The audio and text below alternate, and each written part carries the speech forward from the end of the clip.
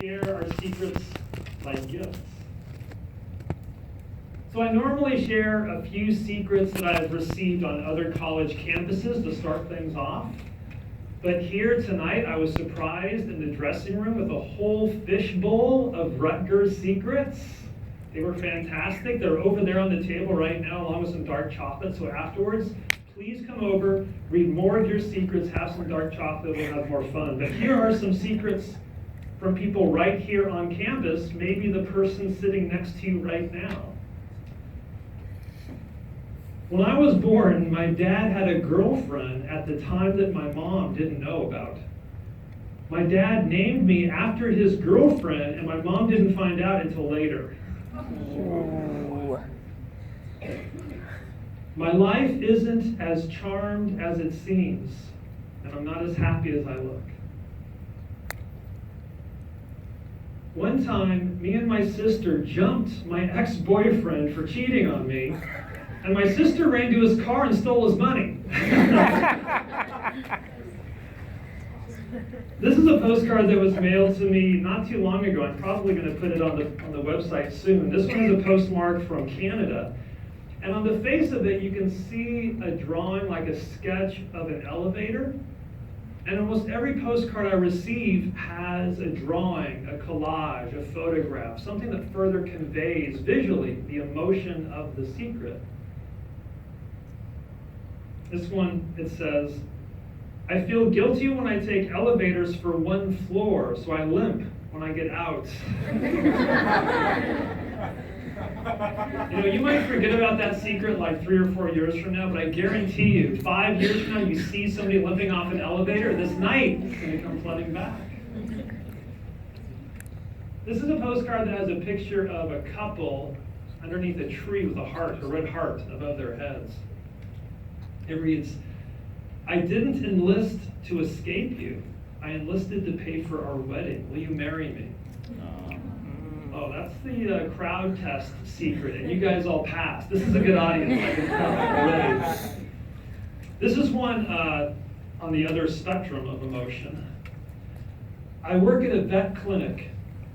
When euthanizing a pet, we give you the option of staying in the room with them or leaving. Always stay. They look for you once you're gone.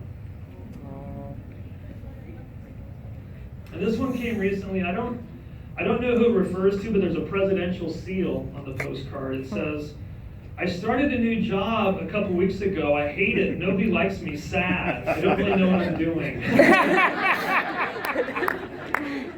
Leave that for you guys to decide more about.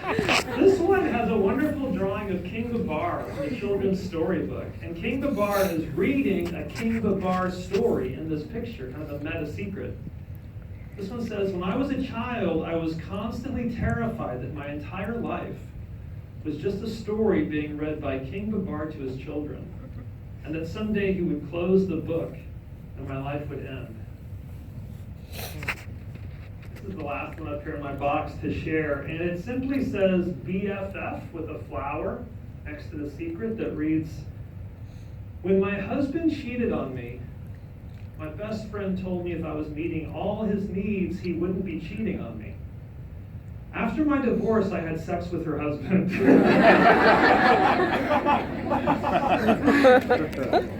I've been called the most trusted stranger in America. It's also been written that no other living person has seen more secrets than me. I don't know if either one of those claims is true or not, but what I do know is I don't get to see all the secrets. One secret I never saw, but I'll never forget, came from a woman who lived in Texas. She sent me this email. She wrote, Dear Frank, I visited the PostSecret website and was really moved by what I saw there. So I went out, I bought a postcard, I decorated it, I chose my words carefully to take ownership of a secret I'd never let out before. And when I finished, I looked at my postcard. I thought I was going to feel better about myself. But when I saw my confession staring back at me for the first time, I felt horrible. And I took my postcard and tore it in half. And in that moment, I decided I would no longer be the person who carries that secret in my life.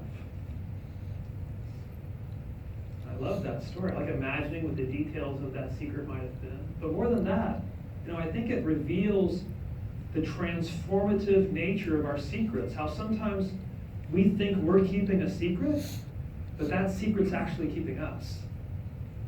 And it could be preventing us. It could be keeping us from living our truest and fullest lives. And we only get one chance to lead a true and full and whole life. And so the stakes could not be any higher when you talk about keeping secrets. Earlier tonight, I asked that everybody get a PostSecret postcard, like this one. If you got one, can you hold it up? Oh, awesome. Well, as we're talking about secrets and looking at secrets and sharing secrets, I'd like to invite each of you to imagine a secret from your own life. Maybe a childhood humiliation you haven't thought about in years, or something that happened to you on campus this week that was funny that you haven't told anybody about. And if you can remember one of these secrets, if you can recall one, and if you were to write it on the back of the postcard you're holding, what would you do with it? Would you hand it to the person sitting next to you right now to read? Would you tear it in half? Or would you mail it off to a stranger? In my short talk tonight, I'd like to do a few things. I'd like to first tell you how PostSecret got started, maybe share one of my secrets with you. Next, I'd like to project on these screens secrets that have brought people together, secrets that have caused the postmasters to contact me, secrets that were banned from the books by my publisher. I get my revenge on HarperCollins, like over there. Secrets that have transformed lives. And then lastly, if we have time, we've got 2 microphones on either side. I'd love to invite all of us to have an open, uncensored conversation about our secrets, our stories, whatever you want to talk about. And for sure, that's the most emotional and memorable part of the night. Does anybody here believe that they don't have any secrets? No secrets at all? I'm going to try and convince you otherwise. And I was sharing something with a person earlier about psychiatrists have talked about how everybody has secrets. And you might think, well, what's a secret that would apply to everybody? And they named several, including one that was, do you have a favorite child if you're a parent? Or do you have a favorite parent if you're a child?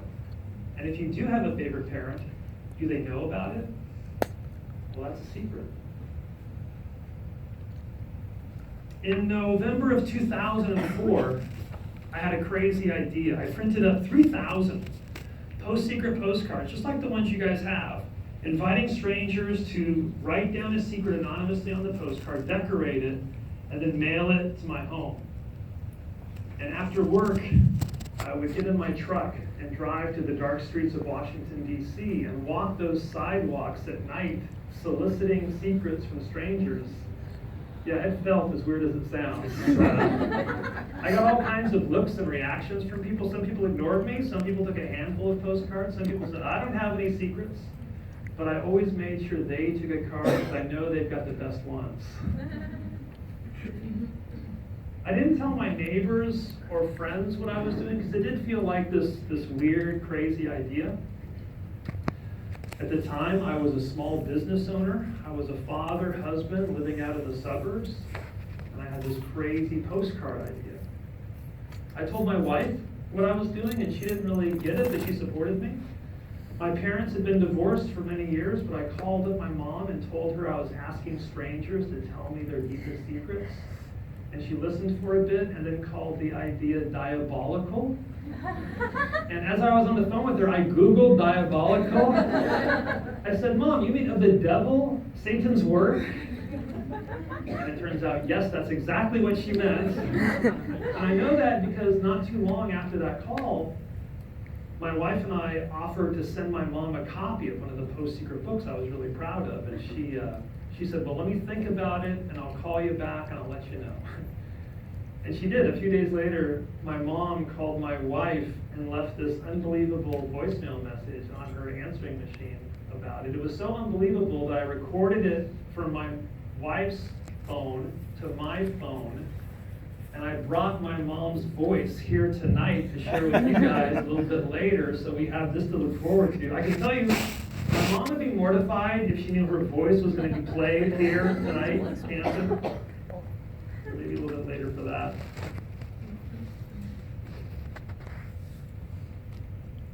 It didn't take long before my crazy idea stopped feeling so crazy. Secrets began to find their way to my mailbox. It was just a slow trickle at first, like 1 or 2 every day. But as they arrived, I would scan them on my scanner, post them on the web for the Sunday secrets, and share them out. And that first Sunday, I had maybe 100 visitors to the website. The Sunday after that, 1,000. The Sunday after that, 100,000. The idea of PostSecret began to spread virally across the country and around the world. I started getting postcards with postmarks, not just from Washington, D.C., but from California, Alaska, Texas, New Jersey, from Iraq, Singapore, Oslo, Brighton, London, France. It was then I realized I had accidentally tapped into something that had been there the whole time. Something full of mystery and wonder that I don't think I'll ever fully figure out. One of the first surprises